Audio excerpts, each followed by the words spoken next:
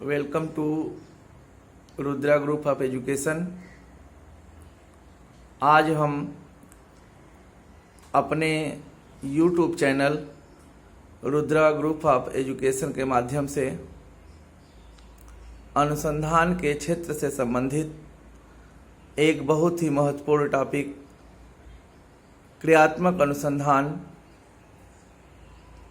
या क्रियात्मक अनुसंधान के पद या सोपान स्टेप्स ऑफ एक्शन रिसर्च की चर्चा करेंगे।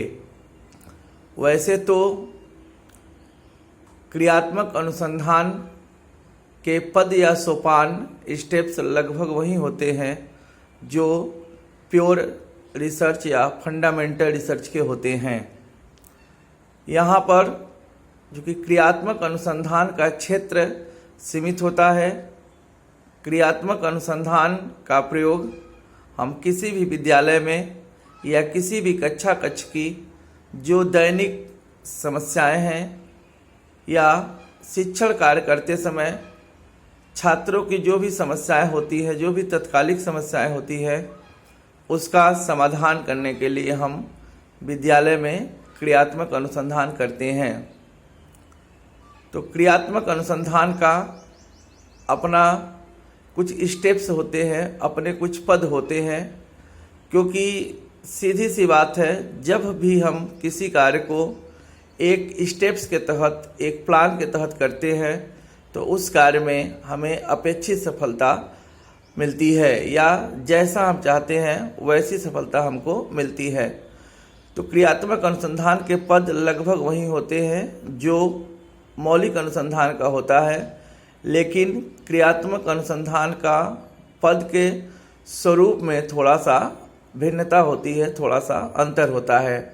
तो यहाँ पर क्रियात्मक अनुसंधान के प्रमुख 7 पद या सोपान होते हैं। पहला है समस्या का चयन या समस्या की पहचान करना। दूसरा है समस्या का सीमांकन एवं परिभाषीकरण। तीसरा है समस्या के कारणों का विश्लेषण। चौथा है क्रियात्मक उपकल्पनाओं का निर्माण।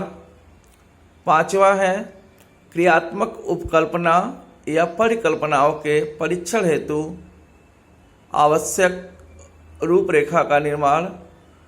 छठा है क्रियात्मक उपकल्पनाओं का परीक्षण और सातवां है निष्कर्ष प्रतिपादन।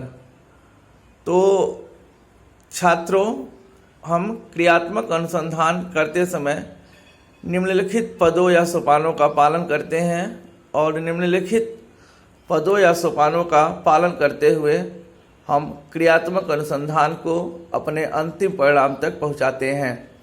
तो इसमें सबसे पहला स्टेप्स है समस्या का चयन। तो कोई भी अनुसंधान होता है तो वहाँ सबसे पहले हम एक टॉपिक का सिलेक्शन करते हैं, एक समस्या का चयन करते हैं कि हमारे शोध का विषय क्या होगा, हमारे शोध का प्रकरण क्या होगा, हमारा टॉपिक क्या होगा। यहाँ पे 2 चीज़ें हैं, ध्यान दीजिएगा। कुछ किताब में लिखा है समस्या का चयन और कुछ किताब में है समस्या की पहचान करना। तो समस्या का चयन या पहचान मतलब कि समस्या को पहले आप पहचानेंगे कि कौन कौन सी समस्याएं हैं जो शिक्षा में व्यवधान उत्पन्न कर रही हैं। फिर आप एक एक समस्याओं का चयन करके क्रियात्मक अनुसंधान के द्वारा उसको अंतिम रूप तक पहुंचा सकते हैं। तो सबसे पहले हम समस्या का चयन करते हैं और चूंकि क्रियात्मक अनुसंधान का क्षेत्र सीमित होता है, विद्यालय तक होता है, तो क्रियात्मक अनुसंधान के अंतर्गत हमारी जो भी समस्या होगी वह विद्यालय से ही संबंधित होगी। अतः क्रियात्मक अनुसंधान के अंतर्गत हमें समस्या का चयन करते समय कुछ बातों को ध्यान में रखना चाहिए। जैसे जिस भी टॉपिक का हम सिलेक्शन कर रहे हैं, जिस भी समस्या का चयन कर रहे हैं, वह समस्या विद्यालय से संबंधित हो और इस बात का भी ध्यान रखना चाहिए कि वह समस्या विद्यालय के किसी भी क्रियाकलाप में व्यवधान उत्पन्न न करे, समस्या का क्षेत्र सीमित हो, समस्या में अनुसंधानकर्ता की रुचि हो, समस्या बहुत अधिक व्यय साध्य न हो, तो इन बातों को ध्यान में रखकर हम अपने समस्या या टॉपिक का चयन करते हैं। फिर जब समस्या का चयन हो जाता है तो दूसरा स्टेप आता है समस्या का सीमांकन एवं परिभाषीकरण। तो वैसे तो क्रियात्मक अनुसंधान का क्षेत्र सीमित होता है, लेकिन फिर भी हमें समस्या का सीमांकन एवं परिभाषीकरण कर लेना चाहिए। सीमांकन से मतलब है कि हम यह स्पष्ट कर दें कि क्रियात्मक अनुसंधान में हमारा लिमिटेशन क्या होगा, लिमिटिंग क्या होगी। जैसे जो भी हम समस्या ले रहे हैं वो समस्या किस छात्र पर होगी, किस स्तर के छात्र की होगी। अतः उसमें जहाँ पे भी क्रियात्मक अनुसंधान किया जा रहा है उस कक्षा का, उस वर्ग का, उस विषय का आदि का विवरण स्पष्ट रूप से दिया जाना चाहिए। एवं परिभाषीकरण का मतलब है कि उस समस्या का कथन में जितने भी कठिन शब्द आते हैं, जितने भी डिफ़िकल्ट वर्ड आते हैं, उनको अच्छी प्रकार से परिभाषित कर लिया जाना चाहिए, जिससे कि सभी लोग उस शब्द को आसानी से समझ सकें। अब तीसरा पॉइंट है आपका समस्या के कारणों का विश्लेषण। समस्या के कारणों का विश्लेषण में जब हम समस्या का चयन कर लेते हैं तो उसके बाद हम समस्या के कारणों का विश्लेषण करते हैं कि वो कौन कौन से रीजन हैं, वो कौन कौन से फैक्टर्स हैं जिसके वजह से समस्याएं उत्पन्न हुई है।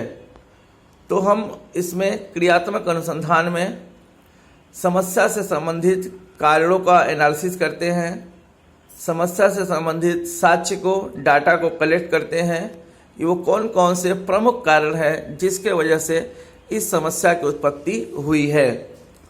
समस्या के कारणों का विश्लेषण करने के बाद हम अगले स्टेप्स क्रियात्मक उपकल्पना या क्रियात्मक परिकल्पनाओं का निर्माण करते हैं। जैसा कि आपको पहले भी बताया गया है कि परिकल्पना किसी भी शोध का एक बहुत ही आवश्यक अंग होता है। आपकी परिकल्पना हाइपोथेसिस जितनी सटीक होगी, जितनी अच्छी होगी, समस्या के जितने नज़दीक होगी, आप उस समस्या का उतने ही जल्दी हल या समाधान ढूंढ पाएंगे। तो समस्या के कारणों के आधार पर क्रियात्मक उपकल्पनाओं का निर्माण किया जाता है और क्रियात्मक उपकल्पनाओं का निर्माण बहुत ही बारीकी से, बहुत ही सावधानी से, सोच समझकर किया जाना चाहिए। क्योंकि अगर क्रियात्मक परिकल्पनाएं अच्छी नहीं होंगी तो आपको अपने समस्या के चयन में काफ़ी समस्याओं का सामना करना पड़ सकता है। जब हम क्रियात्मक परिकल्पनाओं का निर्माण कर लेते हैं तो उसके अगले स्टेप्स है क्रियात्मक उपकल्पना या परिकल्पनाओं के परीक्षण हेतु उपयुक्त रूपरेखा का निर्माण। जब हम क्रियात्मक परिकल्पनाओं का निर्माण कर लेते हैं, मान लीजिए कि कोई समस्या है, उससे संबंधित 5-6 कारण हमें सामने आते हैं कि इन कारणों से ये समस्याएं उत्पन्न हो रही है, तो उन कारणों के परिकल्पनाओं के परीक्षण हेतु हम एक डिजाइन बनाते हैं, एक उपयुक्त रूपरेखा का निर्माण करते हैं और उस उपयुक्त रूपरेखा की सहायता से उस कारणों को दूर करने का प्रयास करते हैं। अगला सोपान है क्रियात्मक उपकल्पनाओं का परीक्षण। जब हम क्रियात्मक उपकल्पनाओं के परीक्षण हेतु उपयुक्त रूपरेखा निर्मित कर लेते हैं तो फिर उस क्रियात्मक उपकल्पनाओं के परीक्षण हेतु हम विभिन्न प्रकार के टूल्स, टेक्निक, मेथड, विधियां आदि का प्रयोग करते हैं और उसमें यह देखते हैं कि जो भी हमारी समस्या है उस समस्या के समाधान में कौन कौन से कारण प्रमुख रूप से व्यवधान उत्पन्न कर रहे थे, और उस कारण का पता लगाने के लिए हम क्रियात्मक परिकल्पनाओं का परीक्षण करते हैं। और परीक्षण में प्रमुख रूप से जो भी साधन हमारे पास उपलब्ध होते हैं, जैसे प्रश्नावली, साक्षात्कार, चयन आदि विधियों का प्रयोग करके शिक्षक और अनुसंधानकर्ता जो भी है उस कारणों को दूर करने का पता लगाते हैं कि कौन कौन से फैक्टर्स हैं, कौन कौन से रीजन हैं जिसके द्वारा समस्याएं उत्पन्न हो रही थे। तो क्रियात्मक उपकल्पनाओं का परीक्षण बहुत ही आवश्यक है और क्रियात्मक उपकल्पनाओं का परीक्षण करते समय बहुत ही सावधानी बरतनी चाहिए। जब क्रियात्मक उपकल्पनाओं का परीक्षण हो जाता है तो लास्ट में हमारा होता है निष्कर्ष प्रतिपादन, और निष्कर्ष प्रतिपादन किसी भी अनुसंधान का एक अंतिम सोपान होता है। जैसे मौलिक अनुसंधान में निष्कर्ष और सामान्यीकरण होता है, तो क्रियात्मक अनुसंधान में उपरोक्त सभी सोपानों के बाद जो भी रिजल्ट आता है उसको हम निष्कर्ष के रूप में लिख लेते हैं, और जिस कक्षा वर्ग के छात्रों पर यह अनुसंधान किया गया था उस विशेषतः उस कक्षा या वर्ग के छात्रों में उसके बारे में उनको जानकारी दी जाती है कि किस किस कारण से हमारे विद्यालय में, हमारे कक्ष में ये समस्याएं उत्पन्न हो रही थी। ये क्रियात्मक अनुसंधान पद या सोपान का संक्षिप्त विवरण है। इसके आगे जब आप इस स्टेप्स को समझ जाएंगे तो एक क्रियात्मक अनुसंधान की किसी एक टॉपिक पर, एक प्रकरण पर एक रूपरेखा का निर्माण करने के लिए आता है। तो आप सभी लोग इसको अच्छे से समझ लें।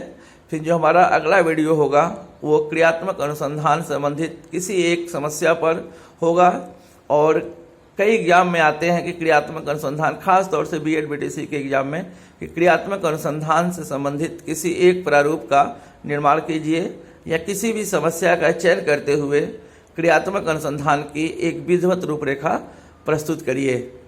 क्रियात्मक अनुसंधान के पद या सोपान प्रमुखतः ये 7 हैं। 7 का आप डिटेल से अध्ययन कर सकते हैं, और हमें उम्मीद है कि ये वीडियो आपको समझ में आया होगा और ये वीडियो आपको समझ में आए और आप इसके बाद अगले वीडियो में क्रियात्मक अनुसंधान संबंधित किसी एक टॉपिक पर विस्तार पूर्वक चर्चा देख पाएंगे। धन्यवाद।